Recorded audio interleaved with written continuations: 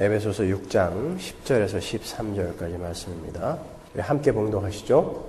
정말로 너희가 주 안에서와 그 힘의 능력으로 강건하여지고 마귀의 괴계를 능히 대적하기 위하여 하나님의 전신갑주를 입으라. 우리의 씨름은 혈과 육에 대한 것이 아니요 정사와 권세와 이 어두움의 세상 주관자들과 하늘에 있는 악의 영들에게 대함이라. 그러므로 하나님의 전신갑주를 취하라. 이는 악한 날에 너희가 능히 대적하고 모든 일을 행한 후에 서기 위함이라. 아멘. 우린 계속해서 우리 성도들이 치러내야 하는 영적 전쟁에 관해서 공부를 하고 있습니다. 꽤 오랜 시간 공부를 했어요. 로이드 존스 목사님은 이 구절 갖고 1년을 넘게 설교를 했으니까 저희는 사실은 아무것도 안 해요. 그만큼 아주 중요한 부분이기 때문에 그렇습니다. 아마 성경 강해라기보다는 그 1년이 넘는 그 기간 동안에 로이드 존스 목사님은 그 교회들에게 또 우리 성도들에게 하고 싶은 말씀들이 있었던 것 같아요. 제가 쭉 읽어보니까 교인들에 대한 어떤 당부의 말씀, 또 당시의 교회들이 어떤 잘못을 범하고 있는가에 대한 우려의 말씀, 그런 것들이더라고요. 여러분들이 이미 다 아는 것들이니까 그런 것들은 저희들이 넘어가도록 하고 다음 주에 우리가 14절로 넘어가도록 하겠습니다. 14절부터는 우리가 입어야 할 전신 갑주에 대한 내용이 나와요. 그 전신 갑주에 관해 공부를 하기 전에 먼저 우리가 치러야 할 그 영적 전쟁은 어떻게 기인한 것이며 또 그 전쟁의 내용은 무엇인가에 관해서 오늘 마지막으로 정리를 한번 잘 해보자고요. 자, 오늘은 아주 기초적인 것부터 제가 정리를 해드릴 거예요. 창조부터 타락, 그리고 또 그 전쟁은 어떻게 그렇게 이어지게 되었는지에 대해서 어린 아이들에게 스토리텔링 하는 방식으로 제가 아주 쉽게 설명해 드릴 거예요. 여러분들을 제가 무시해서 그러는 게 아니라 오늘은 좀 편안하게 여러분들이 정리를 좀 하시라는 의미에서 쉽게 설명해 드릴 거예요. 그리고 또 우리 교회에 오신 지 얼마 안 되는 분들이 있기 때문에 그런 분들한테는 계속 그렇게 나가버리면 좀 어려울 수 있으니까 중간 정리를 한번 해드리는 차원에서 제가 쉽게 설명해 드릴 테니까 편안하게 오늘은 한번 잘 들어보세요. 여러분도 경험상 느끼셨겠지만 인생이라는 것이 이렇게 호락호락하지 않아요. 그죠? 나는 행복해 죽겠다라는 사람 한번 손 들어보세요. 난 아무 걱정이 없어가지고 난 정말 행복해 죽겠다는 사람 한번 손 들어보세요. 사는 건 참 힘이 들어요. 어떤 철학자들이 말한 것처럼 인생은 고난의 연속이며 고통의 향연이다 라고 이야기하는 것처럼 그렇게 인생은 힘듭니다. 참 사는 게 쉽지 않아요. 아무리 많이 가져봐도 또 아무리 사랑하는 가족들이 곁에 있어도 그 인간의 고통의 문제는 쉽게 해결이 되지 않아요. 사람들은 그 인간이 당면하고 있는 그 고통의 문제를 해결하기 위해서 여러 가지 연구와 시도와 또 그로 말미암은 해결책들을 제시했단 말이죠. 그러나 인간은 이렇게 그 고통의 문제에서 여전히 허우적대고 있다고요. 누구도 그걸 해결하지 못했어요. 어떤 사람들은 인간의 그 고통의 문제는 가난에서 오는 것이다 라고 믿었어요. 실제로 가난한 사람들이 부유한 사람들보다 더 고통스럽게 사는 경우가 많았기 때문에 그리고 지금도 많기 때문에 그러한 주장에 동조하는 사람들이 많았어요. 제가 초등학교에 다닐 때만 해도 정말 가난한 사람들이 많았어요. 그때는 저희들이 쌀밥도 마음대로 못 사가던 시절 아닙니까? 그래서 보리밥을 위에다가 이렇게 널어가지고 가고 이렇게 선생님을 속이고 했던 그런 시절이 있었어요.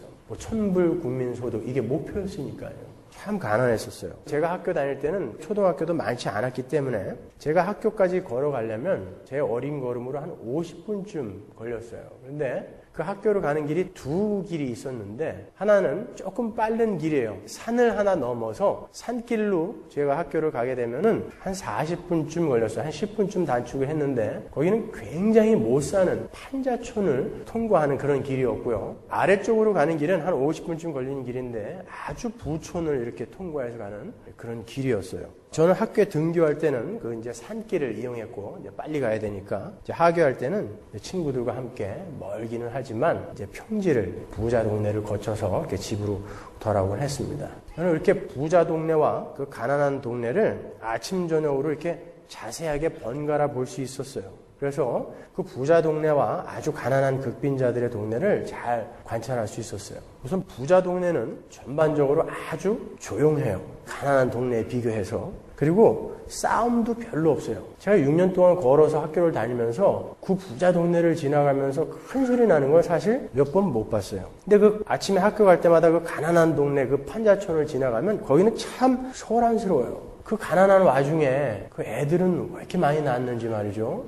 그 동네는 하여튼 온통 코 질질 흘리는 애들이 아주 그냥 뭐 이것저것 주워 먹으면서 그 아침부터 그렇게 나와서 이제 기웃거렸어요. 그리고 그 산동네에 당시에 그 5원짜리 국수집이 있었어요. 극빈자들한테만 파는 5원짜리 국수집. 거기에 보면 아침부터 정말 그 가난한 아비들이 그 국수 한 그릇으로 하루를 때우기 위해서 그냥 줄을 서 있고 그랬단 말이죠.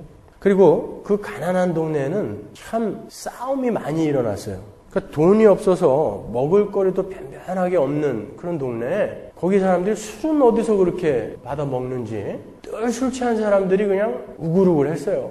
그리고 뭐 그 동네 이렇게 평상 같은 데는 늘 장기판하고 막걸리, 소주병 뭐 이런 것들이 늘 놓여 있었고 그냥 술만 먹으면 그냥 뭐 가만히만 먹나요? 또 싸우죠 거기서. 그래가지고 그냥 뭐 한 사람은 피 질질 흘리면서 도망가고 한 사람은 또 죽인다고 쫓아가고 또 그 동네 아낙네들은 힘이 그렇게 좋아요. 그래서 둘이 싸우면 머리가 막 하는 곳이 뽑아지는데도 끝까지 붙어가지고 놓지도 않아요 또. 그런 걸 봤을 때 가난이 고통스러운 원인이 되긴 한단 말이죠. 그러나 그 가난이 고통의 근본적인 원인은 아닙니다. 만약에 그 가난이라는 것이 고통의 근원이라면 부자는 다 행복해야 되는데 그렇지 않은 사람들이 태반이란 말이죠. 부자들도 다 고통스러워해요. 상대적으로 아주 가난한 사람에 비해서 조금 어떤 행복감을 맛볼 수는 있겠지만 그들도 고통으로부터 자유롭지 못합니다. 어떤 사람들은 무지가 고통의 근원이라고 생각을 했어요. 교육을 많이 받고 교양이 있는 사람들과 또 교양 교육을 받지 못해서 품이라는 것과 예의라는 것을 전혀 모르는 사람들을 이렇게 비교해 볼 때 분명 그 무지도 고통의 한 원인이 되는 것은 사실이에요.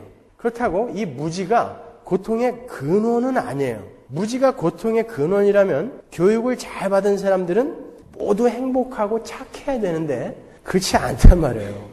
제가 보기에는 많이 배운 사람들 중에 싸가지 없는 사람이 더 많아요. 그러니까 그것도 고통의 근원이라고 볼 수는 없어요. 우리가 르네상스와 세계대전을 겪으면서 우리가 깨달은 게 인간은 교육을 잘해도 역시 악하구나. 교육이 인간의 문제를 해결해 주지 않는구나라는 것을 우리가 경험으로 깨달은 거 아닙니까? 실제로 요즘은 많이 배운 사람들이 더 교활하게 들키지 않고 범죄를 저지르고 있지 않아요? 컴퓨터를 이용해서 혹은 엄청난 전문 지식들을 이용해서 우리는 아주 꿈도 꾸지 못하는 그런 방법으로 제도나 조직의 허점을 파고드는 그런 범죄들이 얼마나 많이 있습니까? 제가 2년 전에 중국에 갔을 때 그때 중국의 현금 인출기에서 현금 인출이 안 됐어요.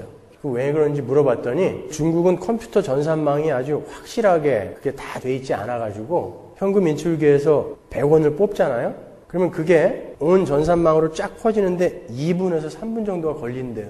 그래갖고 머리 좋은 사람들이요 오토바이를 딱 타고 100원을 저금해 놓고 여기서 100원 찾고 2분 전에 딴 데 가가지고 또 100원을 찾고 또 가가지고 이렇게 100원 찾고 해서 거의 두세 배씩을 이렇게 뽑아먹는 사기꾼들이 그렇게 횡행했다네요. 그러니까 못 배운 사람들은 그런 거는 꿈도 못 꾸는 거죠. 크레딧 카드 줘봐야 이걸로 뭘 어떻게. 근데 그게 컴퓨터 전문가들, 전문 지식이 있는 사람들은 그렇게 범죄를, 아주 교활한 범죄를 저지르더라는 거예요. 예전에 어떤 목사님께서 교도소 선교를 가셨다가 그곳 재소자 중에서 아주 선량한 한 청년을 만나셨대요. 왜 저렇게 착하고 선량한 사람이 교도소에 와 있는가 의아해서 교도관에게 그 사람 죄목이 뭐냐고 이렇게 물어봤대요. 그랬더니 집단살인 미수죄였대요. 근데 아무리 봐도 꼭 석진이 같이 생긴 애인데 그 멍청한 애가 집단살인 미수를 했다는 게 도저히 이해가 안 가더라는 거예요. 그래갖고 자초지종을 물어봤더니 이 청년이 시골에서 갓 올라와가지고 서울에 취직 자리를 얻으러 다녔는데 못 배우고 전문 지식도 없고 그러니까 취직이 안 된 거예요. 그래서 갖고 온 돈도 이제 다 쓰고 배가 고프고 추우니까 한겨울이었는데 추우니까 따뜻한 곳을 찾아 이렇게 가고 있는데 어떤 집 대문이 열려 있더라는 것이죠. 그래가지고 너무 춥고 배가 고파서 밥 한 그릇만 훔쳐 먹으려고 그 문으로 쏙 들어갔대요. 근데 부엌에 딱 들어갔는데 부엌하고 방하고 딱 하나만 있는 집이었대요. 근데 그 방 안에서 한 5명이 자고 있더라는 거예요. 아니 방 하나에서 5명이 자는 그 집에 뭐 훔쳐먹을 게 있다고 거길 들어가요. 세상에. 들어가갖고 밥을 먹으려고 그러는데 이 사람이 너무 떨려가지고 말이죠. 이 사람들이 혹시 깰까봐 연탄 아궁이에서 연탄을 꺼내가지고 바켓스에다 이렇게 담았대요. 그래서 방문 앞에다 놓고 이렇게 부채질을 했다는 거예요. 왜 그랬냐 그랬더니 연탄가스 맡아가지고 기절하라고. 그리고 나서 밥 한 그릇 실컷 먹고 오려고. 그럼 막 붙이고 있는데 따뜻하니까 자기가 잠드는 거예요, 거기서. 밥도 못 먹고. 깨보니까 어떤 사람이 연탄불을 이렇게 놓고서 거기서 자고 있으니까 경찰이 신고를 했어요, 이 집에서. 잡혀갔죠? 이 사람이 뭐 변호사가 있어요, 뭐가 있어요. 그러니까 검사가 물어보는 대로 너 바켓에다가 연탄재 왜 갖다 놓고 거기서 뭐 하고 있었던 거야? 그랬더니 식구들이 혹시 깰까봐 정신 잃게 하려고 연탄가스를 붙이고 있었다고 고지고대로 얘기를 다 했대요. 그래가지고 집단 살인 미수죄가 돼갖고 장기간 복역을 하고 있더라는 거예요. 그러면 이 사람이 조금만 깨어있고 조금만 배웠으면 그런 짓 안 하죠. 인질극을 벌이든지 뭐 다른 방도를 취했을 텐데 못 배운 게 더 큰 범죄를 예방하는 결과도 된다는 것이죠. 그러니까 어쨌든 이 교육도 인간 고통과 악을 해결하는 근본적인 방법이 되지 못하는 거예요. 그렇죠? 어떤 사람은 질병이 고통의 근원이라고 생각하기도 했어요. 여러분 자신이 병들었을 때나 혹은 가족 중에 아픈 사람이 있을 때 얼마나 우리 마음이 고통스럽습니까? 내가 안 아파도 내 사랑하는 사람이 아플 때 얼마나 마음이 고통스러워요. 분명 질병은 우리를 고통스럽게 하는 한 원인이에요. 그러나 질병도 역시 우리 인간의 고통의 근원은 아니에요. 만약 질병이 우리 인간이 당면하고 있는 고통의 문제의 근원이라면 건강한 사람들은 모두 행복해야 되는데 그렇지 못해요. 오히려 병든 사람 중에 인생은 이런 거구나. 나는 이런 존재밖에 안 되는구나 라는 것을 깨닫고 오히려 행복하게 겸손하게 사는 사람들이 있더라는 것이죠. 자, 이러한 가난, 무지, 질병 이런 것들은 고통의 어떤 원인으로 작용하기는 하지만 그 고통의 근본적인 원인은 아니에요. 그러한 것들은 모두 그 고통의 어떤 근본적인 원인, 그 근원에서 발생하는 하나의 증상들일 뿐인 거예요. 예를 들어서 여러분들이 독감에 걸리면 콧물이 나고 재채기가 나고 온몸이 으실으실하게 춥고 몸이 쑤시고 하는 증상들이 있죠. 그런 것들, 가난, 질병, 무지 이런 것들은 이 고통의 근원, 이 질병이 바라는 하나의 증상이라는 거예요. 그러면 이 고통의 근원, 독감이 이 으실으실하고 콧물이 나고 재채기가 나고 하는 이런 증상들의 근원이라면 이런 가난이나 무지나 질병 같은 이런 고통의 어떤 원인들, 이런 원인들의 근원은 뭐냐 말이에요. 그게 죽음이에요. 그게 사망이라고 하는 것입니다. 모든 인간은 죽음이라는 질병에 걸려있기 때문에 그렇게 고통의 증상들을 느끼게 되는 거예요. 히브리서 2장 15절 보세요. 또 죽기를 무서워함으로 일생에 매여 종노릇하는 모든 자들을 놓아주려 하심이니. 예수님이 왜 오셨어요? 죽기를 무서워함으로 고통스러워하는 자들을 풀어주러 오신 거예요. 그러면 모든 인간들이 이렇게 두려워하고 있는 이 죽음이라는 질병은 어떤 병원균에 의해서 전해지게 되는 거죠? 질병은 어떤 병원균이 있어야 질병이 발생되는 거 아닙니까? 그죠? 이 죽음이라는 사망이라는 질병은 어떤 병원균에 의해서 전달되는 것입니까? 죄죠, 뭐. 그죠? 죄라는 병원균에 의해서 이 죽음이라는 사망이라는 질병, 이 고통의 근원이 발생했고 거기에서 여러 가지 증상들이 이렇게 여러분들에게 쏟아지게 된 것입니다. 그럼 도대체 죽음이 뭐길래 우리 인간들은 그렇게 부지불식간에도 그 죽음을 그렇게 두려워하고 있는 걸까요? 다른 짐승들처럼 단순히 숨이 끊어지는 것을 우리가 죽음이라고 그럽니까? 우리 인간의 죽음은 다른 짐승들의 죽음과는 판이하게 다른 죽음이에요. 인간을 제외한 모든 짐승들은 뭘로 지어졌죠? 흙으로 지어졌어요. 창세기 2장 19절 보세요. 여호와 하나님이 흙으로 각종 들짐승과 공중의 각종 새를 지으시고 아담이 어떻게 이름을 짓나 보시려고 그것들을 그에게로 이끌어 이르시니 아담이 각 생물을 일컫는 바가 곧 그 이름이라. 그런데 인간도 역시 흙으로 지어졌지만 인간에게는 뭔가 다른 것을 보태어 불어넣어 주셨어요. 그걸 뭐라 그러죠? 생기라고 그러죠.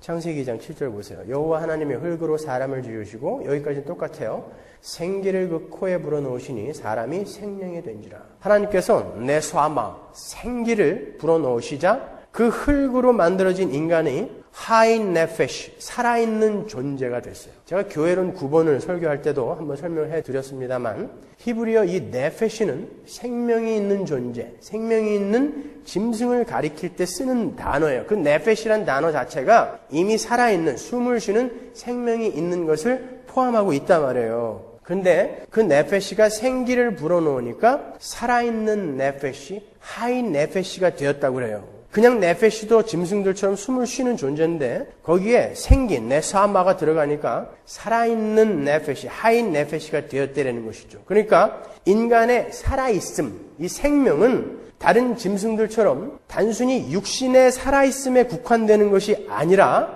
거기에 생기로 인한 살아있음이 보태져 있는 거예요. 그것을 다른 말로 속사람의 생명과 겉사람의 생명이라고 부르기도 하고요. 다른 말로 육신의 생명, 영의 생명이라고 부르기도 하는 것입니다. 하나님은 육체의 생명에 생기를 불어넣으심으로 해서 영혼의 생명이 존재하게 만드셨고 그 영혼의 생명이 육체의 생명을 주장하도록 인간을 만들어 놓으신 거예요. 따라서 짐승들의 죽음은 육체의 생명이 끊어진 상태를 말하는 것이지만 인간의 죽음은 단순히 육체의 숨이 끊어진 상태만을 말하는 것이 아니라 생기로 말미암게 된 그 영혼의 죽음을 말하는 거예요. 그래서 성경은 육체의 생명은 살아있으되 그 영혼의 생명이 사라져버린 사람들을 가리켜 죄와 허물로 죽은 자라고 이야기하는 것입니다.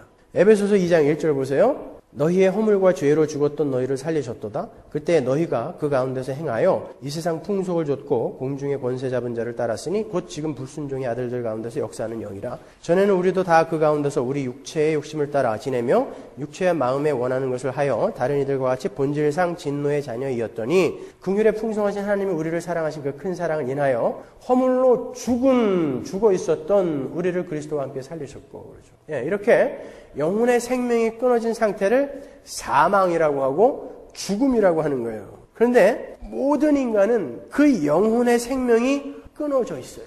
그래서 모든 인간은 사실상 걸어다니는 시체인 거예요. 그래서 이렇게 고통에 노출이 되어 있는 것입니다. 어떻게 그 지경이 되었는가? 하나님은 인간에게 생명을 주신 후에 문화명령과 종교명령이라는 것을 하신다고요. 창세기 1장 27절 보세요. 하나님이 자기 형상 곧 하나님의 형상대로 사람을 창조하시되 남자와 여자를 창조하시고 하나님이 그들에게 복을 주시며 그들에게 이르시되 생육하고 번성하여 땅에 충만하라 땅을 정복하라 바다의 고기와 공중의 새와 땅에 움직이는 모든 생물을 다스리라 하시니라. 이것이 바로 문화명령이라는 거예요. 그러니까 여러분 문화명령 그러면 창세기 1장 28절 이 정도는 여러분이 암기하고 계셔야 돼요. 여기서 다스리라, 라다라는 이 단어는 황제가 제국을 통치할 때 쓰는 단어예요. 그러니까 하나님이 인간에게 만물을 그렇게 황제처럼 다스릴 수 있는 특권을 주신 거예요. 그리고 종교명령은 창세기 2장에 나오는데요. 15절로 가볼까요? 여호와 하나님이 그 사람을 이끌어 에덴 동산에 두사 그것을 다스리며 지키게 하시고 여호와 하나님이 그 사람에게 명하여 가라사대 동산 각종 나무의 실과는 내가 임의로 먹되 선악을 알게 하는 나무의 실과는 먹지 말라. 내가 먹는 날에는 정령 죽으리라 하시니라. 이것이 바로 종교명령이라고 일컬어지는 명령이에요. 하나님은 선악과를 만들어 놓으시고 아담과 하와에게 다른 것은 다 먹어도 되지만 이 선악과는 먹으면 안 된다라는 명령을 하셨어요. 그 선악과라는 것은요, 인간은 모든 것을 다스리는 만물 중에서 절대 우위를 차지하고 있는 존재이지만 그 위에 계신 하나님의 말씀에 순종할 때에만 그 특권들을 누리며 살 수 있다라고 하는 인간의 자기 존재의 확인 도구였던 거예요. 그냥 하나님이 단순히 뭘 시험해가지고 어기면 죽이고 지키면 살리고 하는 그런 무시무시한 심판의 근거로 심어놓은 게 아니란 말이에요. 그때는 이미 천상에 존재했던 사단이 죄를 범한 상태였어요. 그래서 에덴 동산에 그 사단이 들어오는 거 아닙니까? 그죠? 죄라는 것은 단순히 도덕적, 윤리적 악한 행위를 말하는 게 아니에요. 죄는 하나님께 순종하지 않고 하나님을 거역하는 거, 아주 쉽게 말하면 하나님께 순종하지 않고 하나님을 거역하는 것을 죄라고 부르는 거예요. 그래서 하나님이 살인해라라고 시켰을 때 구약에 많이 나오잖아요. 가서 다 죽여버려라 그랬을 때 죽이는 건 죄가 안 되는 거예요. 하나님이 다윗에게 거짓말해라라고 시켜가지고 다윗이 거짓말한 거는 죄가 아니란 말이에요. 그러니까 단순히 도덕적으로 윤리적으로 누구에게 피해를 주고 내가 누구를 속이고 뭐 이런 악한 일, 이런 거를 죄라고 여러분이 이해하시면 안 되는 거예요. 하나님이 하지 말라고 그러는 걸 하는 거, 하나님이 하라고 그러는 거 안 한 거, 그 불순종, 불충성, 이걸 우리가 죄라고 부르는 거예요.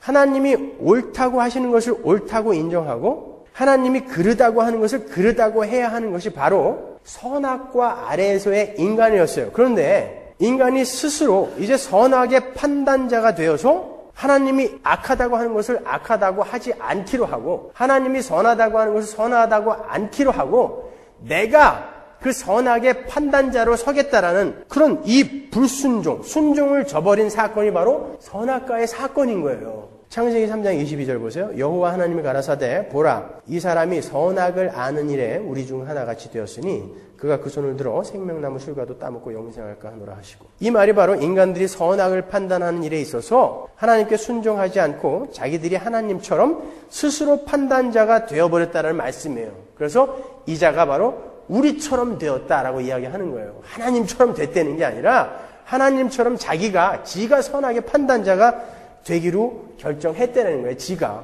우리는 바로 그 불순종을 죄라고 부르는 거예요. 그리고 악이라는 것은요. 여러분이 죄와 악을 잘 구별하셔야 되는데 그 죄의 증상들을 우리가 악이라고 부르는 거예요.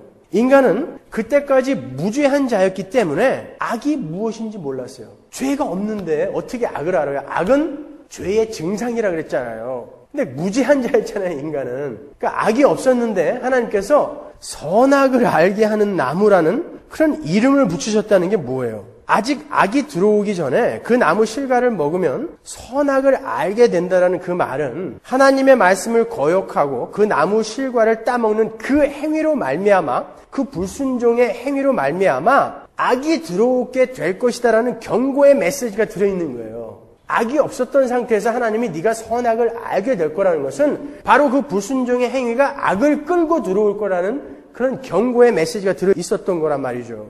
그러니까 그 하나님의 말씀에 불순종하는 것이 바로 죄이고 그 죄로 말미암아 악이 들어오게 될 거라는 거예요. 바로 그 불순종이 죄라는 거예요. 선악과는 나의 상위 권위자인 하나님이 계심을 인식하고 그분께 순종해야 하는 인간 존재의 실존을 자각시켜주는 복된 나무인 거예요. 인간은 원래 만물을 다스리면서 선악과 앞에 설 때마다 여기선 내가 대장이지만 여러분 한번 생각해 보세요. 여러분 회사 다니고 있죠 지금. 근데 그 주인이 사장이 야 이거 네가 다 운영하고 나한테 수익금만 일부만 좀 보내. 그리고선 저 먼 타국에 나와가지고 몇 년을 있다가 왔다고 생각해 보세요. 금방 적응하기 힘들 거예요. 그죠? 그분이 없었을 때 내가 대장이었는데 어느 날 갑자기 대장이 이렇게 와가지고 야 자식 수고했다 그러면 이게 여태까지 내 위에 아무도 없었는데 그렇게 될 거란 말이죠. 하나님은 선악과를 거기다 심어놓음으로 해서 아담이 그걸 잊지 않도록 해주는 거예요. 너는 모든 만물의 절대 상위에 있지만 네 위에 절대 상위 권위자가 있다는 것을 잊지 말아라라는 것이 바로 선악과인 거예요. 그래야 이 아담은 계속 복을 받거든요. 그러니까 선악과는 은혜의 복의 나무라는 거예요. 단순히 이거 안 지키면 죽어 이거 아니란 말이죠. 그렇게 아담은 선악과를 보면서 나에게는 창조주가 계시지. 나는 그분의 말씀에 순종하며 살 때 가장 기쁘고 행복하게 살 수 있는 거야. 그러니까 나에게 이러한 복을 허락하신 하나님께 순종하며 감사해야지 하고 은혜를 반추했어야 하는 나무인데 그런데 이 아담과 하와가 그 선악과를 따먹음으로 해서 자살을 해버린 거예요. 사실상에. 아니 그게 뭐 하나님의 말씀을 어긴 게 뭐 그렇게 큰 죄라고 다 죽여버리는가. 여러분 중국 황제들이 거하던 뭐 자금성 이런 데 한번 가보셨어요? 그 중국 황제들이 얼마만큼의 권력을 갖고 있었는지 그 자금성을 가보면 참 어마어마해요. 만약에 황제가 잠깐 자리를 비웠는데 내시가 그 용상에 잠깐 앉아가지고 여봐라 내가 황제다 이렇게 한마디만 했다고 한번 생각해 보세요. 그러면 걔는 바로 죽어요. 걔만 죽는 게 아니라 구족을 멸한다고요. 황제의 자리에 한 번 올라가서 한마디만 그렇게 해도 구족이 멸해진다니까요. 하물며 하나님, 상위 권위자인 하나님과 맞짱을 뜨겠다고 선악과를 먹어버린 인간은 그 벌이 어떤 벌이겠어요? 죽음인 거예요. 우리가 하나님을 너무 몰라서 지난 주일에도 말씀드렸지만 하나님을 너무 몰라서 이렇게 겁이 없어졌는데 하나님은 여러분 우리가 상상할 수도 없는 크신 분이라니까요. 그러한 불순종, 즉 그 죄와 악의 결과는 무트 타무트, 정령 죽으리라. 이 말은 히브리어의 필연적 강조 용법이에요. 죽고 죽으리라예요. 무트가 지금 이렇게 두 개가 붙어 있는 거예요. 죽고 죽으리라. 무트 타무트. 하나님이 아주 죽여버리겠다라는 말을 강조해서 말씀하신 거예요. 니네 이거는 절대 따먹으면 안 돼. 아니, 선악과라는 이 과일 먹지 말라는 게 아니라 너는 나한테 복종해야만 하는 존재야. 내가 너를 의존적인 존재로 만들었기 때문에 너는 나를 떠나서는 절대 존재할 수가 없어. 그러니까 너는 절대 내 말 어기면 안 돼. 순종해야 돼. 그러니까 죽고 죽으리라. 이렇게 말씀해 놓으신 거예요. 그래서 인간은 그 선악과 사건으로 말미암아 모두 이제 죽게 된 거예요. 제가 조금 전에 인간을 하이 네페시, 생명으로 만든 것이 하나님의 생기였다고 그랬죠. 그리고 그 영혼은 하나님과 교통하며 그분께로부터 오는 모든 생명력을 받아 누릴 수 있는 영적 생명이고 그 영적 생명이 우리의 육적 생명을 주관하도록 만드셨다고 그랬어요. 그죠? 그리고 그 영혼을 통해 우리에게 주어지는 우리를 하이 네페시로 존재하도록 만들어주는 하나님의 그 생명력을 우리의 영혼을 통해 우리의 이 속사람의 생명을 통해 우리에게 주어지는 이 인간이 하이 네페시로 존재하도록 만들어주는 하나님으로부터 오는 그 생명력을 성경은 바라크, 복이라고 이야기하는 거예요. 그러니까 여러분이 숟가락에다가 방석에다가 대문에다가 복 써놓고 복 들어와라 복 들어와라 하는 복은 성경에 그런 복은 안 나와요. 성경에 나오는 복, 바라크, 하나님이 말씀하시는 내가 너에게 복을 줄게라고 하는 그 복은 하나님으로부터 영혼으로 쏟아져 오는 우리 존재의 생명력을 복이라고 하는 것입니다. 그런데 인간이 타락함으로 말미암아 하나님이 그 복의 통로를 차단해 버리셨다고요. 그래서 이제 영혼은 하나님과 단절이 되어 버린 거예요. 그래서 이 속사람이 죽어버린 거라고요. 그러니까 모든 인간은 복을 상실해 버린 자들인 거예요. 하나님은 복음을 통해 그 복을 회복시켜 주겠다는 거예요. 그러니까 하나님과의 관계를 회복시켜 주겠다는 것이 복이지, 여러분이 사업이 잘 되고 자식이 좋은 대학교 들어가고 뭐 병이 낫고 이건 복이 아니라니까요. 오히려 그것으로 말미암아 하나님을 떠나는 사람들이 얼마나 많아요. 우리 교회도 돈 많이 벌어서 교회 떠난 사람 몇 명 있잖아요. 그러니까 이건 복이 아니란 말이에요. 이건 저주의 어떤 면에 있어서는. 진짜 성경이 말하는 바라크 복이 뭔지를 안다면 그건 저주라고 이야기하는 거예요. 이제 인간은 더 이상 하나님과 교통할 수 없게 되어버린 거. 그게 바로 죽음, 사망인 거예요. 그래서 인간들이 이렇게 고통 속으로 던져진 것입니다. 그러면 분명 인간의 영적 생명이 육체의 생명을 주관하도록 했다고 했는데 왜 영적 생명이 죽은 상태에서의 인간의 육적 죽음이 금방 따라오지 않았는가? 거기서부터 우리는 하나님의 은혜라는 엄청난 선물을 감지하는 거예요. 하나님은 모든 인간이 사망으로 떨어져 죽어야 함에도 불구하고 인간들에게 그 생명을 회복할 수 있는 기회를 주실 것임을 창세기 3장 15절에서 먼저 힌트하고 있잖아요. 원시복음이라고 우리가 이야기하는 내가 너로 여자와 원수가 되게 하고 너의 후손도 여자의 후손과 원수가 되게 하리니 여자의 후손은 내 머리를 상하게 할 것이요 너는 그의 발꿈치를 상하게 할 것이니라 하시고 이렇게 여자의 후손으로 말미암아 그들이 살아날 수 있는 어떤 약속을 하셨단 말이에요. 그래서 이 육적 생명을 금방 뺏어가지 않으신 거예요. 그리고 이 육적 생명까지 금방 다 뺏어가 버리면 하나님의 창조가 이게 의미가 없어져 버리잖아요. 이 하나님의 창조 안에서 하나님이 가장 사랑하시는 인간이 싹 없어져 버리면 어떻게 되는 거예요? 그래서 하나님은 회복의 기회를 주시는 것이죠. 자, 이때 이미 여자의 후손인 예수 그리스도를 말미암아 구원될 하나님의 백성들을 향한 복음이 선포된 거예요. 그래서 하나님은 영적 죽음 상태에 떨어진 인간들에게 육적 생명을 한시적으로 허락한 거예요. 다른 말로 우리 인간은 그 육신의 생명이 붙어 있는 동안 다시 그 하나님의 복, 바라크, 영적 생명력을 회복할 수 있는 기회를 얻게 되는 거예요. 물론 자력으로 그 복을 회복시킬 수 있는 인간은 한 사람도 없어요. 그 기간이 기회의 기간이기는 하지만 그래서 하나님은 하나님을 알지도 못하고 능력도 없는 그런 아브라함이라는 사람을 하나 택해서 복의 근원을 만들어 주셨어요. 그죠? 아브라함은 하나님을 알지도 못했고 그가 하나님을 찾지도 않았어요. 그리고 착한 사람도 아니었고 우상을 만들어 팔던 그런 형편없는 사람의 아들이었단 말이죠. 근데 하나님은 유독 그 사람에게 찾아가셔가지고 이왕이면 동시대 사람인 욥을 찾아가시지. 욥을 믿음의 조상으로 줬으면은 큰일 날 뻔했죠. 우리는 그 사람 쫓아가려면. 근데 이렇게 기쁘게도 아브라함을, 그 형편없는 아브라함을 쫓아가서 복이 어떻게 인간들에게 다시 회복될 것인가를 그림으로 보여준 게 아브라함의 갈대 우르에서의 출발인 거예요. 그래서 그를 복의 근원이라고 이야기하는 것입니다.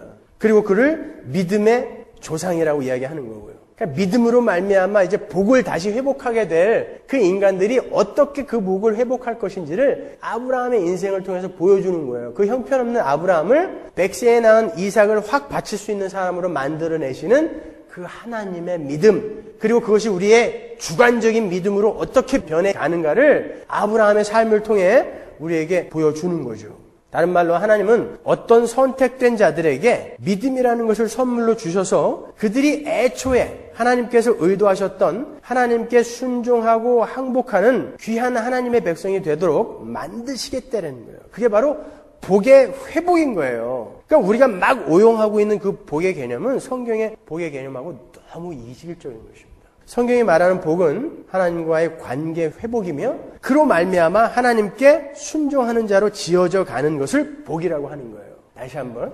하나님과의 관계가 회복된다라는 건 선악과를 안 따먹은 상태의 아담이 된다라는 거잖아요. 물론 우리가 아담으로 회개하는 건 아니에요. 그때는 able to sin이었으니까. 우리는 not able to sin으로 가는 거란 말이에요. 죄를 지을 수 없는 상태. 그러나 관계의 회복의 측면에서 제가 이렇게 여러분이 이해하기 쉽게 설명해 드리는 거예요. 그렇게 선악과를 따먹기 전에 아담과 하나님은 아주 긴밀한 관계였잖아요. 그 상태에서는 아담이 하나님께 순종을 했던 자였으니까. 그러니까 복의 회복이라는 건 여러분들에게 하나님이 복을 내려주신다는 건 그렇게 하나님과의 관계가 회복되어서 여러분이 하나님께 순종하는 자가 되어지게 만드시는 거, 그걸 복의 회복이라고 그러는 거예요. 그걸 복이라고 하는 것입니다. 우리 인간은 그때가 가장 행복한 상태이기 때문에요. 그러니까 여러분, 하나님께 하나님 복 내려 주옵소서라고 여러분이 기도하면 하나님, 저 이제 하나님 말 잘 들을게요. 만약에 내가 안 들면 패서라도 끌고 가주세요. 이 기도예요, 그게.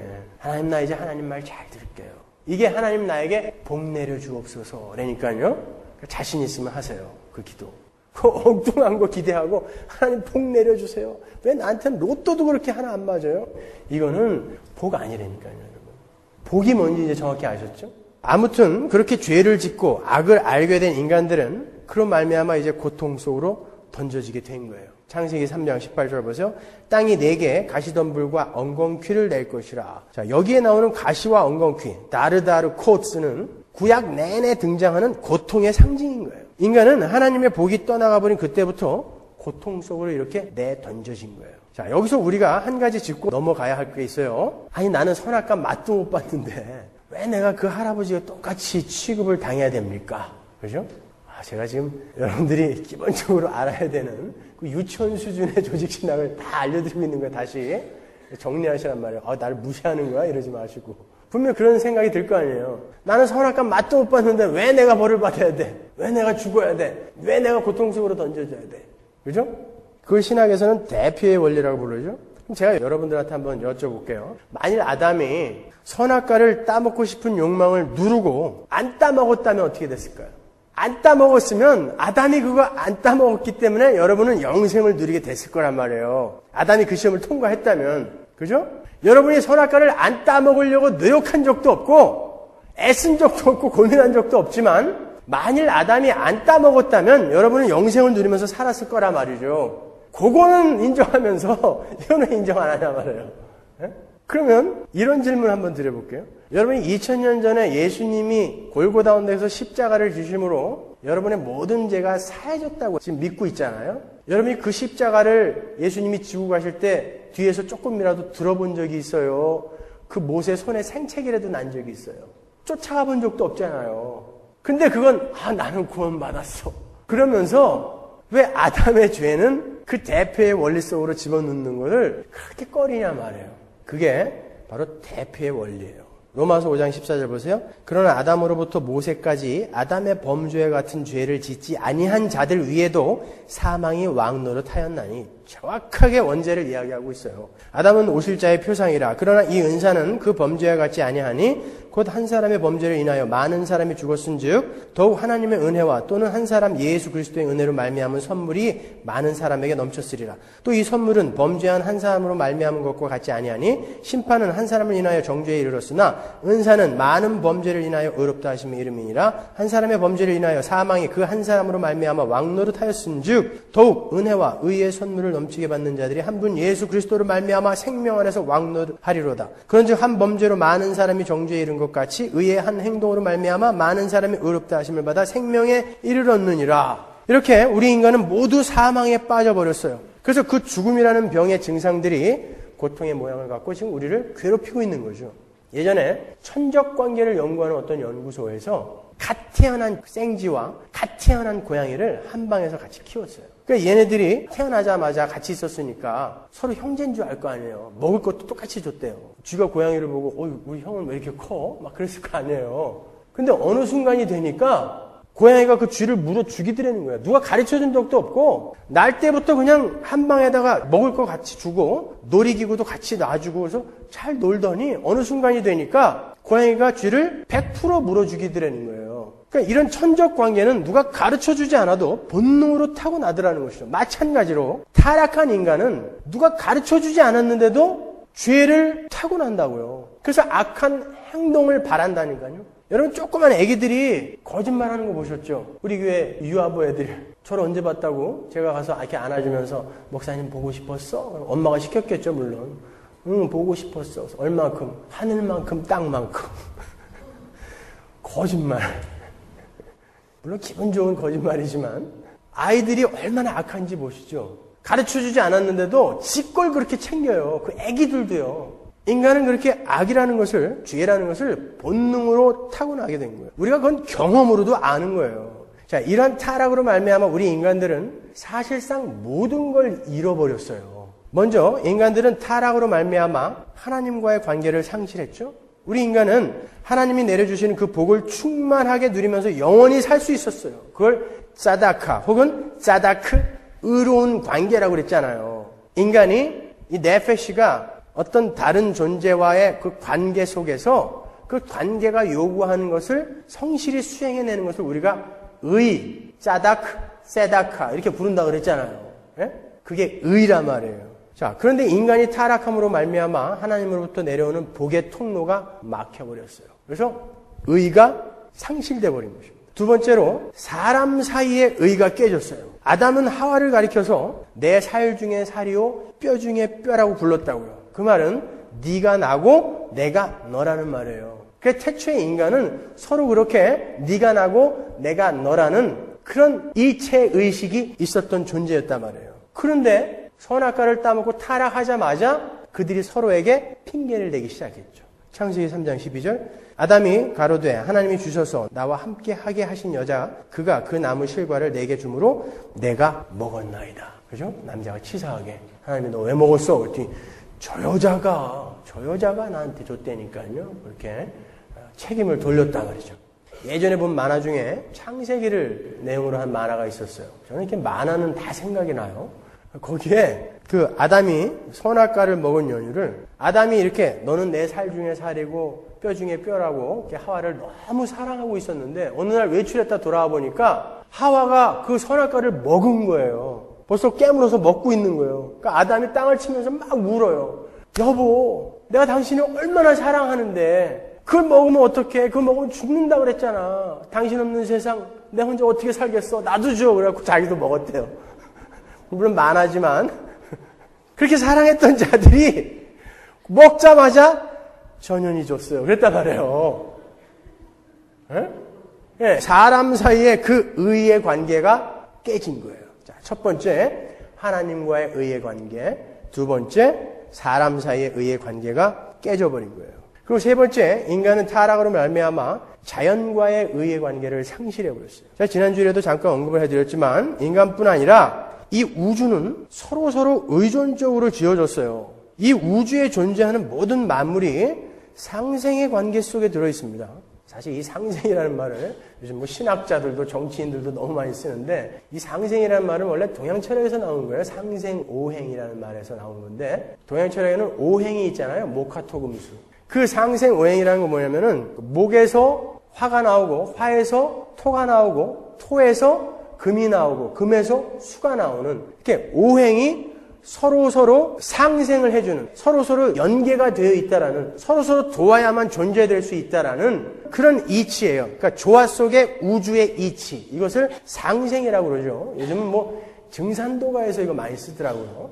지금 신학자들이 쓰고 있는 상생 신학, 정치인들이 쓰는 그런 상생, 그런 것들을 여러분이 많이 알고 계실 것 같아서 여기서 상생이라는 단어를 쓰는 거예요. 그러니까 서로 공존하며 서로 도와야 존재할 수 있는 그런 상태로 하나님이 만드셨다고요. 우주 모든 만물을. 예를 들어서 여러분, 나무 하나가 자라기 위해서 태양의 빛이 있어야 돼요. 나무는 광합성을 하지 못하면 절대 자랄 수가 없어요. 그리고 비와 바람, 그리고 영양분이 있어야 되는데, 그 영양분은 다른 짐승들이 썩거나 그들의 분비물이 안에서 유기물질이 되어서 영양분으로 주어져야 된다고요. 그러니까 혼자로는 도저히 자랄 수가 없어요. 여러분, 하루살이나 파리, 모기, 지렁이 이런 것들은 없어도 될 것들 같잖아요. 이런 게 하나만 빠져도 여러분 먹이사슬이 무너져 버린다고요. 그래서 자연은 뒤죽박죽이 되어버린다니까요. 그러니까 그때부터 돌연변이들이 막 생겨나고 그러는 거예요. 이렇게 모든 만물은 서로 조화 속에서 상생하도록 되어 있다고요. 우주도 마찬가지예요. 제가 주일날도 말씀드렸지만 이 우주도 아주 치밀한 그물처럼 그렇게 서로 연결되어 있어요. 그래서 그 중에 하나만 뭘 쑥 빼버려도, 아무리 이 우주에 별이 7 곱하기 10의 23승계가 있다고 하더라도 그 중에 요거 하나만 없어도 되겠지 그러고, 궤도를 돌아가고 있는 행성을 하나만 뽑아내면 이 전체가 뒤죽박죽이 되어버린다고요. 왜냐면 서로 이렇게 상생의 관계에 있단 말이죠. 우주가요. 하나님은 이 우주를 그렇게 존재하도록 만드셨어요. 서로 상대방을 위해 존재하고 상대방에 의해 내가 존재하도록 그렇게 지으셨다고요. 그런데 이 모든 것들은 서로 간의 수평적 상생 이전에 개별적으로 하나님과의 수직적인 의의 관계가 제대로 성립되어 있을 때에 비로소 이 수평적인 상생관계가, 이 온전한 상생관계가 이루어지는 거예요. 그때 아주 행복과 기쁨과 그런 충만함이 흘러넘치는 그런 하나님의 나라가 되는 거예요. 근데 이놈의 인간이 하나님과의 관계로부터 단절이 되어버렸어요. 그 후로부터 어떻게 됩니까? 이 수평적인 상생관계가 막 무너져버린다고, 깨져버렸다고요. 균형이 깨져버렸어요. 인간은 자연을 다스리기는커녕 자기의 유익을 위해서 자연을 파괴하죠. 자연은 그러한 인간들에게 복수를 한다고요. 그게 해일, 홍수, 온난화 현상, 온실 효과 이런 것들이잖아요. 빙산이 녹는다든지. 이렇게 자연과 인간들이 원수가 되어버렸어요. 인간들이 그 자연을 이렇게 다독이며 다스렸어야 되는데 인간들이 먼저 타락을 하고 이 자연과의 의의 관계가 깨짐으로 말미암아 이 자연을 이용하기 시작했단 말이죠. 그러니까 자연이 인간들에게 복수를 하는 거예요. 그렇게 하나님의 백성들과 하나님과의 의의 관계가 온전히 회복되는 날, 그 자연은 본래대로 안식의 상태로 들어가게 될 거예요. 그래서 로마서 8장에 보면 피조물들이 하나님의 아들들의 나타남을 학수고대하고 있는 거예요. 로마서 8장 19절 보시면 피조물에 고대하는 바는 하나님의 아들들의 나타나는 것이니 피조물들이 허무한데 굴복하는 것은 자기 뜻이 아니요 오직 굴복해 하시는 이로 말미암음이라. 그 바라는 것은 피조물도 썩어짐의 종노릇한 데서 해방되어 하나님의 자녀들의 영광의 자유에 이르는 것이니라. 피조물이 다 이제까지 함께 탄식하며 함께 고통하는 것을 우리가 아나니. 그러면 나가면서 저 나무나 들풀, 저 지나가는 참새 이런 애들한테 미안해 이렇게 한마디씩 해주세요. 응? 미안해. 나 때문이야 다. 너희들 행복하게 살 수 있었는데 나 때문이야. 네, 우리는 미안해해야 돼요. 자연한테. 얘네들이 지금 탄식하면서 우리를 위해 기도해주고 있다니까요. 그런 수평적 상생관계가 우리 인간과 하나님의 백성들과 하나님과의 이 수직적인 의의 관계가 회복되면 이게 온전하게 회복되거든요. 그러니까 탄식하며 기다리는 거예요. 왜? 인간들의 타락으로 말미암아 자기들이 지금 썩어짐의 종노릇을 하고 있거든요. 얘네들이 썩고 죽고 있단 말이에요, 지금. 우리는 원래 그렇게 지어진 존재가 아닌데 니네 때문에 지금 썩고 있잖아. 정신 좀 차려 이놈들아. 그러는 거예요. 나 때문에. 자, 그리고 네 번째로 인간은 타락함으로 말미암아 자기 자신과의 올바른 관계를 상실했어요. 인간은 죄를 지은 후에 아주 조금 남아있는 하나님의 구조적 형상, 우리에게 남아있는 그런 구조적 형상에 의해서 양심의 소리를 들어요. 그런데 육신은 그 양심의 소리에 귀를 기울이지 않는다고요. 이렇게 내 안에서 싸우는 거예요. 내 안에서 하얀 천사와 검은 마귀가, 만화에서 자주 보셨죠? 어떤 사람이 이렇게 생각을 하고 있는데 이쪽에는 까만 마귀가 야 먹어. 근데 이쪽은 하얀 천사가 안 돼. 이런 거. 만화도 안 보신 거예요? 그럼 뭘 보신 거예요 도대체? 뭘 예로 들어드려야 되는 거예요? 내 안에서 내가 의견 일치를 못 보는 거예요. 그러니까 자아와의 관계도 우리가 상실해버린 것입니다. 그래서 인간들에게 정신병이라는 게 생기는 것이고 인간들이 자살을 하는 거예요. 자기가 자기를 죽여버리는 거예요. 자기가 자기와 화해를 못한 거예요. 그게요. 이렇게 인간은 타락으로 말미암아 하나님과 자연 그리고 인간들 상호 간에 심지어 자기 자신과의 관계까지 모두 디스토트 되어버린 망가진 존재가 되었어요. 그 후로 인간은 다른 관계로부터 공급되어져야 하는 그 복, 바라크를 스스로 만들어내야 했어요. 왜? 그게 있어야 인간은 생명력이 넘치는 것이고 그래야 인간은 복을 받고 행복을 느낄 수 있는 거거든요. 근데 하나님으로부터 내려오는 그 생명력이 차단돼 버렸단 말이에요. 그러니까 마치 인간은 뿌리 뽑힌 나무가 된 거예요. 살아는 있는데 뿌리 뽑힌 나무 금방 살아 있잖아요. 그러나 그 뿌리 뽑힌 나무는 곧 말라 죽어버리는 거예요. 그러니까 예수를 안 믿는 자들은 전부 뿌리 뽑힌 나무인 거죠. 이렇게 인간은 뿌리 뽑힌 나무, 복을 빼앗긴 자들이 되어버렸기 때문에 스스로 이제 복을 만들어야 돼요. 그 복을 어떻게 만들어요? 자기 안에 없으니까. 타인으로부터 뺏기 시작하는 거예요. 그때부터. 그게 전쟁, 다툼, 시기, 질투 이런 거예요. 왜냐면 내 안에 나를 행복하게 해줄 복이 없어요. 그렇기 때문에 누군가로부터 뺏어야 돼. 근데 죄인들이 놓치고 있는 게 뭐냐면 내 안에 없는 건 다른 사람 안에도 없다는 걸 모르는 거예요. 모든 인간이 다 죽어 있는데 모든 인간은 다 복을 상실했어요. 근데 누구에게 그게 있다라고 지금 그걸 뺏으러 돌아다니냔 말이죠. 이게 오늘날 경쟁사회가 놓치고 있는 것입니다, 여러분. 오늘날 이 인간들은 어떤 경제의 논리에 의해서, 사회의 논리에 의해서 이렇게 움직여지는 게 아니라 바로 이런 자기 안에 없는 복을 채우기 위한 그 욕구의 발현으로 이렇게 사는 거예요. 열심히 사는 거예요. 복 채우려고. 우리 인간은 아무리 다른 일을 밟아서 이윤을 챙겨도 고통의 문제, 만족의 문제, 행복의 문제가 해결되지 않아요. 왜냐하면 모든 인간이 복, 바라크를 상실한 상태이기 때문에 그렇습니다. 따라서 인간이 하나님 없이 하는 행위는 모든 일은 우리가 로마서 8장에서 읽은 것처럼 허무한데 굴복하는 일이 되는 거예요. 허무한 일이 되는 거예요. 아무리 어마어마한 업적을 쌓고 어마어마한 재산을 모았다 하더라도 그건 다 허무한 일이 되는 거예요. 그건 진짜 복이 아니거든요. 그래서 그렇게 어마어마한 재산을 갖고 있는 사람들이 가끔 투신자살해서 죽기도 하고 그러는 거예요. 그게 진짜 복이라면 왜 죽어요? 그거 다 쓰고 죽지. 이렇게 채워지지 않는다는 걸 하나님이 우리에게 증거로 이렇게 보여주는 거예요. 얼마나 많은 사람들이 하지 않아도 될 일들을 하다가 그냥 할 일 없이 그렇게 죽어갑니까? 중국 자금성에 가면 그 황제가 올라다녔던 계단 옆에 4만 명이 들어서 올렸다라는 바위가 있어요. 조각해 놓은 바위. 아니 4만 명이 그걸 어떻게 날랐는지 모르겠지만 4만 명이 그 바위를 옮기려고요. 그 먼 산에서 그 바위를 옮기려고 몇 년을 먹고 자고 하면서 그거 막 굴렸대요. 그 한 사람, 황제 한 사람의 그 욕구를 충족시키기 위해서. 극단적인 예지만 이게 바로 인간이 다른 이로부터 어떤 자원을 뺏어서 나를 행복하게 만들려고 하는 시도인 거예요. 그 황궁 안에 들어가면 용상, 침상, 뭐 밥상 그런 거에 어마어마한 무늬들이 있죠. 크기는 또 좀 커요. 운동장 많잖아요. 근데 잘 보면요. 여러분 그걸 이렇게 조각해서 갖다 붙여놓은 게 아니에요. 큰 고목나무를 그 모양으로 깎은 거예요. 생각해보세요. 침대를 하나 만드는데 뭐 구름무늬, 봉황무늬 이런 거를 그냥 깎아다가 붙이면 쉬운데 그걸 봉황무늬부터 시작해서 침대를 전체를 깎고요. 그 깎느라고 수십 년을 그 어마어마한 장인들이 자기의 그 시간과 에너지를 헛되게 쏟아부은 거 아닙니까? 그거 하나 만들려고. 제가 아는 선교사님이 중국에 가셨는데 그 책꽂이를 하나 짜려고 목수를 불렀대요. 그래서 이 책꽂이 하나 짜는데 얼마나 걸리니까 15일 걸린다 그러더래요. 그래서 아니 무슨 책꽂이 하나 조그만 거 짜는데 15일 걸리냐고 그랬더니 더 걸릴지도 모른다 그러더래요. 그래서 짜달라고 했더니 다음날 왔는데 이만한 떡매를 하나 갖고 왔더래요. 이거 뭐냐 그랬더니 그 책꽂이 모양으로 파더래요. 그때부터. 아니 판자를 잘라서 이렇게 못을 박으면 되지.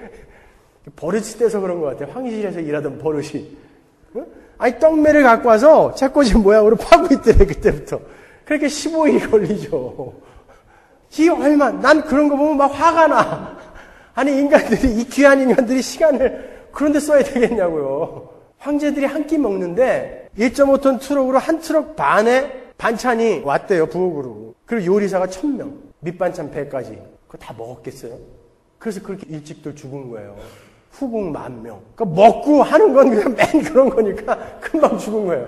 우리 역대 왕들, 조선 왕조 500년, 왕들 수명이 왜 이렇게 짧은 줄 아세요? 인간은요, 지가 먹고 싶은 대로 다 놔두고, 하고 싶은 거 그대로 하게 다 놔두면, 그렇게 죽을 수밖에 없는 존재라는 걸 하나님이 보여주시는 거예요.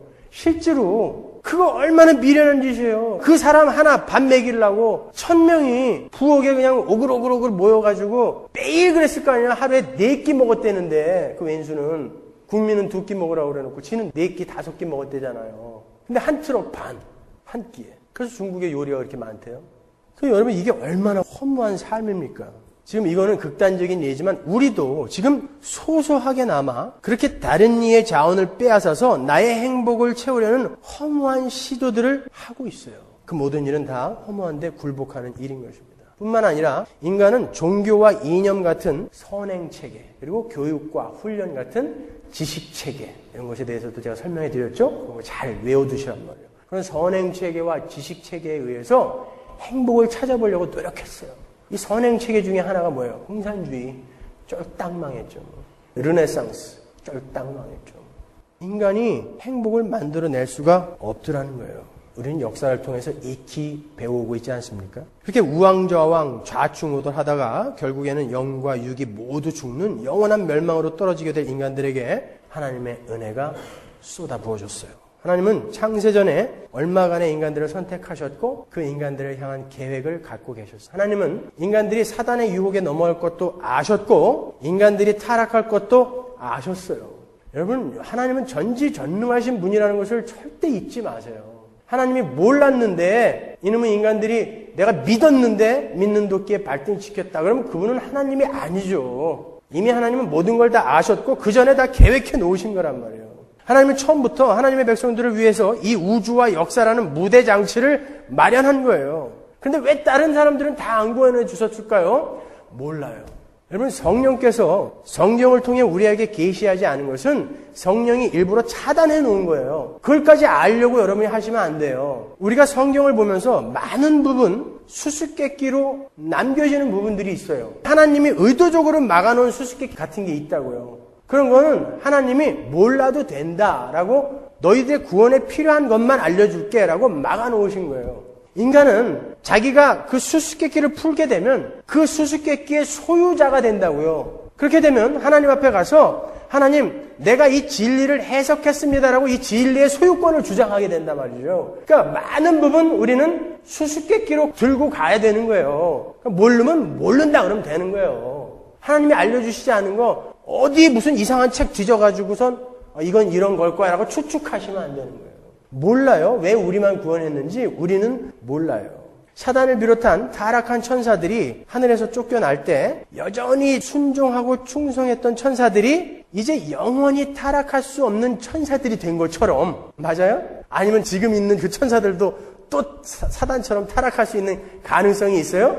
아닐 거 아닙니까? 그렇게 타락한 천사들이 하늘에서 쫓겨날 때 여전히 순종하고 충성했던 천사들은, 그 시험을 통과한 천사들은 영원히 타락할 수 없는 천사들이 되어서 지금 하나님을 섬기고 우리를 섬기고 있는 것처럼 우리 인간들도 유혹에 넘어가지 않고 끝까지 하나님께 순종했더라면 그 남아있는 천사들처럼 영원히 타락하지 않을 수 있는 존재가 될 수 있었던 거란 말이죠. 그것은 우리가 알 수 없는 어떤 비밀스러운 하늘의 원리인 거예요. 근데 모든 인간이 아담 안에서 그 유혹에 다 넘어가 버렸어요. 우리가 대표의 원리 공부했잖아요. 다 넘어가 버린 거예요. 한 사람도 예외 없이. 그래서 하나님은 그 아담 안에 들어있는 하나님의 선택하신 백성들을 걔네들만 뽑아서 예수 그리스도 안으로 집어넣어 버리신 거예요. 그리고 그들을 이제 예수 안에서 취급해 가시기로 한 거예요. 예수님이 사단의 유혹을 이기실 때 그들도 예수 그리스도와 함께 크레딧을 받은 거죠. 선악과를 안 먹은 자가 된 거예요. 예수님이 받은 시험은 바로 선악과의 시험과 맥을 같이 하는 거란 말이에요. 예수님이 지금 인간이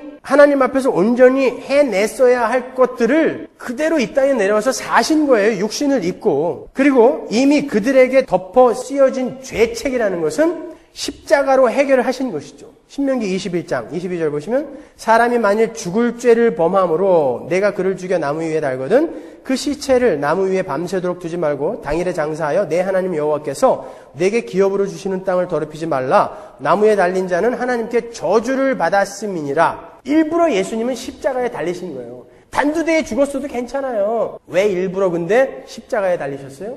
하나님께 저주받은 자로 죽으셔야 됐기 때문에. 이게 모세 오경에 나오는 하나님께 저주받은 자의 죽음이 바로 그 십자가였기 때문에 십자가에서 꼭 죽으셔야 됐던 거예요. 하나님은 하나님의 택한 자들을 모두 예수 그리스도 안에 넣어서 저주해버리신 거예요. 십자가에서. 예수 그리스도를 제외한 그들은 모두 죽을 죄를 지은 자들이었잖아요. 근데 그들을 품에 넣어버리고 예수를 죽여버렸어요. 우리는 그 안에서 다 죽어버린 것입니다. 그래서 그들을 대신하고 대표하실 수 있는 죄 없으신 그리고 자격 있는 하나님의 아들이 사람으로 이 땅에 오셔서 그 역할을 하신 거예요. 마귀는 이제 더 이상 하나님께 그의 백성들의 죄를 참소할 수가 없게 되어버렸어요. 하나님의 백성들의 모든 죄가 예수 그리스도 안에서 모두 말끔하게 지워져 버렸기 때문에 그런 거예요. 이제 예수 그리스도 안에서 구원을 얻은 자들은 죄로 말미암아 주어졌던 사망에서 그리고 그 사망의 증상인 고통의 문제로부터 완전히 해방되게 된 거예요. 근데 여러분은 왜 여전히 고통스럽습니까? 여러분은 왜 여전히 행복하지 않죠? 그리고 우리가 지금 공부하고 있는, 우리가 치러내고 있는 이 전쟁은 또 뭐예요? 여기까지 오기 위해서 이렇게 서론을 한 건데, 서론을 했는데 1시간이 갔어요. 왜 여러분은 고통스럽습니까? 이제 선악과를 안 따먹은 그 상태로 돌아갔어요. 이제 고통이 없는 상태로 여러분은 간 건데 왜 여러분은 여전히 그렇게 죄라는 병원균이 만들어 놓은 사망이라는 질병이 증상으로 내어놓는 그런 고통 속에 던져져 있냐 말이에요. 왜 성경은 우리에게 전신갑주를 입고 피 흘리기까지 싸우라고 말씀하시죠? 그게 바로 오염, 마쿠울라의 문제인 거예요. 오염. 우리의 죄는 이제 다 씻겨졌지만 우리에게는 오염이 남아있다 그랬죠. 뭘 기억하라고 그랬어요? 똥통에 빠졌다가 건져진 사람. 에? 오염이 남아있단 말이에요. 그걸 씻어내야 된단 말이에요. 이제 우리 신자들은 절대적인 죄의 지배력에서 자유하게 됐어요. 그러나 죄가 그 사람 안에서 완전히 사라진 건 아니에요. 그게 바로 오염인 거예요. 마쿨라. 그런데 신자가 이 오염을 방치해버리고 깨끗이 하려는 노력을 하지 않으면 그 죄의 오염은 점점 누룩처럼 퍼져서 신자들 안에 하나님의 은혜로 주어진 생명의 성령의 법을 약화시켜버려요. 이건 하나의 원리인 거예요. 그럴 때 신자들은 불신자와 방불하게 자기 보호의 허무함 속에서 고통을 받게 되는 거예요. 왜 우리가 아직 고통스러워요? 아직 우리에게는 죄의 오염이 남아있기 때문에. 여러분이 그 고통을 벗어나기 위해서는 어떻게 해야 되는 거예요, 그러면? 자꾸 그 죄의 오염을 씻어내야 되는 거예요. 그래서 여러분 우리 거룩하게 삽시다. 피 흘리기까지 싸웁시다 그러는 거예요. 여러분 행복하라고, 하나님 좋으라고가 아니라, 하나님에게 잘 보이라고가 아니라 여러분 행복하라고. 여러분 이제 행복해졌는데 왜 여전히 그 오염 때문에 이렇게 고통스러워하면서 사세요? 그게 성경이 우리에게 요구하는 거예요. 로마서 6장 15절 보세요. 그런즉 어찌하리요? 우리가 법 아래 있지 아니하고 은혜 아래 있으니 죄를 지으리요? 그럴 수 없느니라. 너희 자신을 종으로 들여 누구에게 순종하든지 그 순종함을 받는 자의 종이 되는 줄을 너희가 알지 못하느냐? 혹은 죄의 종으로 사망에 이르고 혹은 순종의 종으로 의에 이르느니라. 분명 우리 신자들은 이제 지성으로는 하나님의 생각을 쫓고 정서는 하나님의 감정을 공유하며 의지로는 지성으로 알게 된 하나님의 뜻에 굴복할 수 있게 됐어요. 그럼에도 불구하고 여전히 죄의 오염에서 허덕이고 있으면 그의 삶은 불신자들과 전혀 다를 바가 없게 되는 거예요. 그것이 바로 우리가 치르는 전쟁인 거예요. 거기에 전신갑주가 필요한 것입니다. 나의 죄는 예수 그리스도와 싸우고 예수 그리스도는 나의 죄와 나의 죄의 오염을 향해 돌격하고 있는 거라 그랬잖아요, 지금. 그리고 나는 나의 죄와 싸우는 거예요. 예수가 나를 향해 칼을 뽑아들고 싸우고 있기 때문에 내가 쉴 수가 없어요. 나도 같이 칼을 뽑아들고 싸워야 되는데 그 대상은 세상인 거예요. 죄인 거예요. 오염인 것입니다, 여러분. 이런 거예요. D-Day라고 아시죠? Designated Day. 작전 개시일. 노르망디 상륙작전에서 처음 쓰인 말 아닙니까? 거기에서 이미 노르망디 상륙작전에서 독일군의 나치 독일의 허리는 꺾였지만 V-Day, 빅토리 데이까지는 오랜 기간이 있었잖아요. 우리가 6.25 때 전쟁을 이겨놓고도 빨치산들 25,000명이 지리산을 비롯한 여러 산에 퍼져가지고 국지전을 계속 했던 것처럼 여러분은 그렇게 죄의 오염과 싸우는 거예요. 걔네들한테 질 수는 없는데 내가 지금 하나님과의 관계의 회복으로부터 오는 그 순종으로부터 오는 행복과 그 복을 누리기 위해선 걔네들과 싸워서 자꾸 이걸 끊어내야 되는 것입니다. 그리고 하나님은 우리에게 그걸 요구하신다니까요. 왜 하나님께서 그 마귀의 공격을 그냥 다 안 막아주시고 그냥 놔두시고 우리 보고 싸우라고 하는지 아세요? 우리는 그렇게 쉽게 죄에 걸려 넘어지는 자신의 모습을 보면서 하나님의 은혜를 더욱더 깊이 깨닫게 되는 거라 그랬죠. 나는 이렇게 약한 존재인데 큰일 날 뻔했어. 예수님 안 오셨으면 어떡할 뻔했어? 그래서 죄를 많이 지은 자들이 나중에 감사의 눈물을 많이 흘려요. 저처럼. 너무 감사해 죽겠어. 어떻게 나 같은 인간을 하나님이 뽑아서 이렇게 목사까지 시켜줬는지 저는 정말 너무 감사해 죽겠어요. 그리고 두 번째가 죄에 걸려 넘어졌을 때 그 고통, 괴롭잖아요. 우리는 이제 새 사람이 됐으니까. 그 고통을 곱씹으면서 더 이상 이런 죄의 유혹도 없고 넘어짐도 없고 눈물도 없는 그 하나님 나라, 거기를 더욱더 소망하게 되는 거예요. 그러니까 복된 죄요. 복된 죄요. 라고 우리 신앙의 선배들이 이렇게 이야기했던 거예요. 자기가 죄를 지으면서까지 감사합니다 하나님. 이 죄로 말미암아 나는 또 저 하늘나라를 소망하게 되었습니다.로 가게 된 거예요.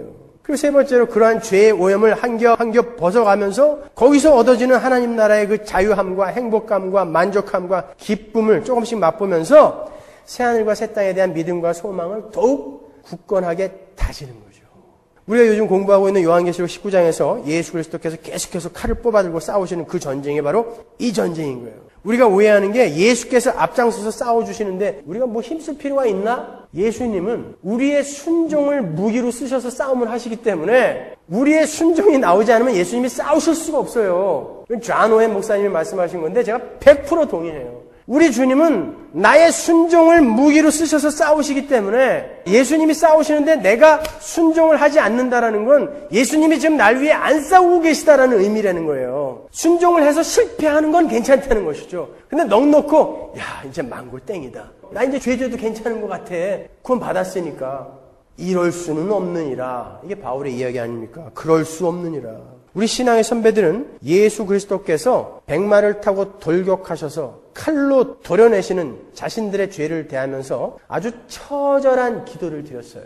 시편 19편 13절을 보시면 또 주의 종으로 고범죄를 짓지 말게 하사 그 죄가 나를 주장치 못하게 하소서. 그리하시면 내가 정직하여 큰 죄가에서 벗어나겠나이다. 나의 반석이시여 나의 구속자이신 여호와여 내 입의 말과 마음의 묵상이 주의 앞에 연락되기를 원하나이다. 그래서 고범죄라고 번역이 된 패사는 실행죄, actual sin을 이야기하는 거예요. 청교도 신학자인 리처드 쉽스는요, 양심을 거스르는 죄는 살아남은 기도의 입을 막고 하나님 앞에 담대히 나아가지 못하게 하며 영혼의 자유를 뺏어간다라고 이야기했어요. 우리가 저지르는 죄는 우리에게 기도도 못하게 만든다는 거예요. 너무너무나 고통스러운 거예요. 신자가 하나님 앞에 나가서 기도를 못한다는 건. 여러분, 우리가 어떤 죄에 너무 깊이 빠져 있을 때 기도할 맛도 안 날 때가 있죠.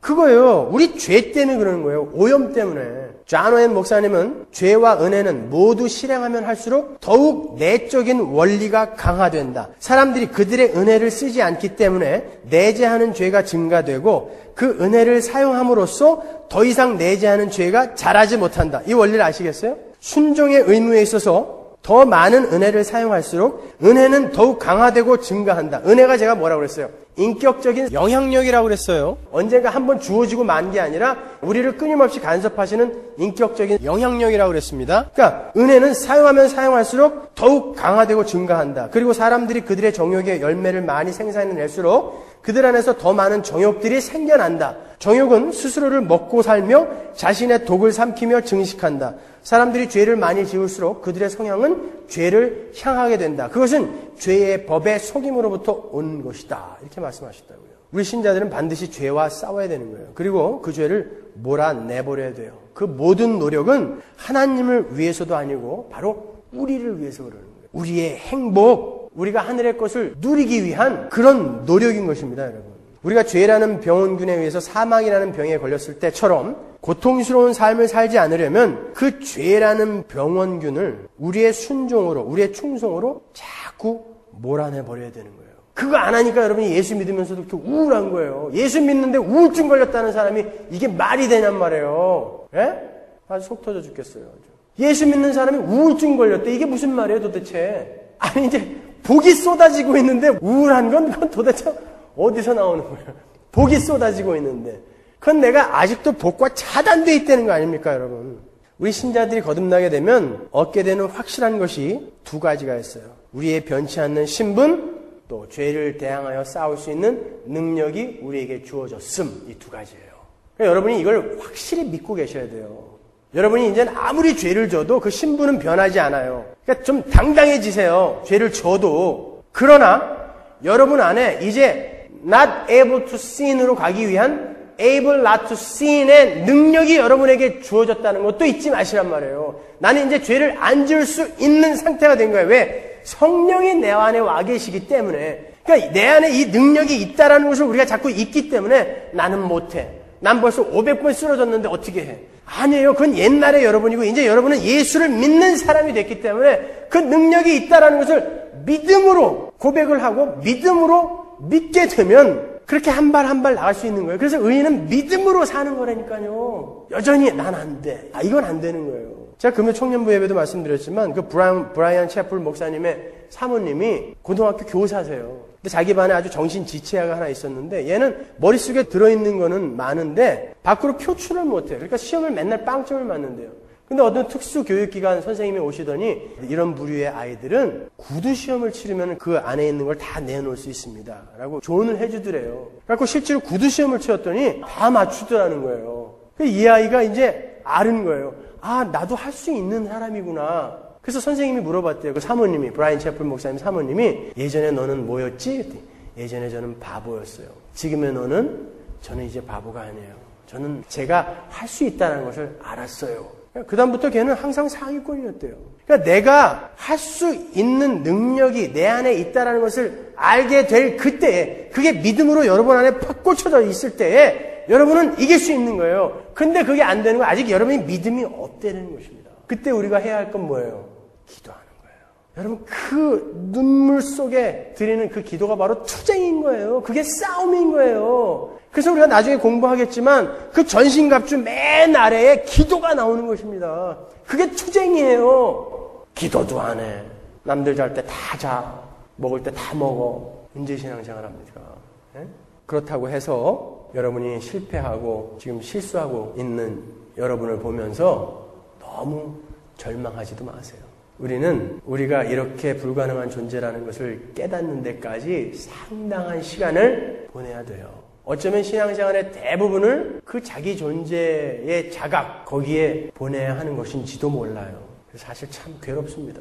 행복 쪽의 괴로움 이거 아실란가 모르겠어요. 제가 여러분들에게 Discipline of Grace라는 책에서 제가 본 제리 브릿지 목사님의 글을 거기다가 적어놨어요. 한번 보세요. 그분은 정말 아주 경건한 신앙의 소유자로 널리 존경을 받았던 그런 목사님이에요. 그분이 어떻게 썼는지 보세요. 지금 이 글을 쓰는 나는 55세다. 지난 10여 년 동안 나는 이따금 내 삶을 뒤돌아보며 살아왔다. 물론 전에도 그랬지만 지금은 더 진지한 마음으로 내 삶을 돌이켜본다. 지금까지의 내 생각과 행위와 태도를 살펴볼 때 정말이지 매우 괴로운 일도 덜어 있었다. 내면의 생각, 갈등, 두려움을 통제하려 했지만 거듭 실패했다. 나의 미성숙함을 극복하고 자아중심적인 태도를 버리고 죄를 정복하고 하나님과 교제를 나누며 성결한 삶을 살려고 노력했지만 번번이 숲으로 돌아가고 말았다. 내 삶은 그야말로 투쟁의 연속이었음을 깨닫게 된다. 지속되는 실패와 과거에 대한 회한 때문에 최근 몇 년간은 더욱 강렬하고 고통스러운 투쟁을 하며 살고 있다. 안심이 좀 되세요? 그러나 이 안에 우리가 하지 않고 있는 단어가 있어요. 뭡니까? 투쟁을 하고 있다고 이분은요. 고통스러워하고 있다고요. 아니 많은 분들이 목사님 전 참 변하지 않는 제 모습 때문에 고통스러워요 하는데 진짜 고통스러워하는 사람 못 봤어요. 별로 못 봤어요. 이 사람들은 고통스러워하고 있어요. 투쟁을 하고 있다라고 표현할 정도로 나는 투쟁을 하고 있습니다. 고통스러워하고 있습니다 라고 이야기한다고요. 열심히 기도한 거예요. 그 눈물 흘린 거예요. 그런 자신의 모습을 보면서. 그리고 거기에서 하나님의 은혜로 한 발 또 들어가는 거죠. 우리가 그 자리로 가는 거예요. 그게 신앙생활인 거예요. 그래서 바빠요. 우리는 바빠요. 경호가 말한 것처럼 신앙생활은 파타임으로는 안 돼요. 풀타임으로 가야 돼요. 요즘 차츰 우리 교인들이 이 성경 공부에 열심을 내는 것 같아서 하나님이 기도에 응답을 해주시는 것 같아서 제가 아주 감사하게 생각하는데 아주 새벽에도 요즘은 좀 열심히들 나오시려고 노력하시더라고요. 그렇게 좀 열심을 내세요. 그리고 괴로워하세요. 고통스러워하세요. 어떤 분은 새벽에 오셔갖고 8시까지 기도하고 가세요. 그분이 느끼는 평안과 기쁨과 여러분이 느끼는 평안과 기쁨이 비교나 될 것 같습니까? 여러분 제발 please be happy. 그러기 위해선 열심히 여러분의 죄의 오염을 씻어내시고 안 될 때 기도 열심히 하세요. 기도하겠습니다.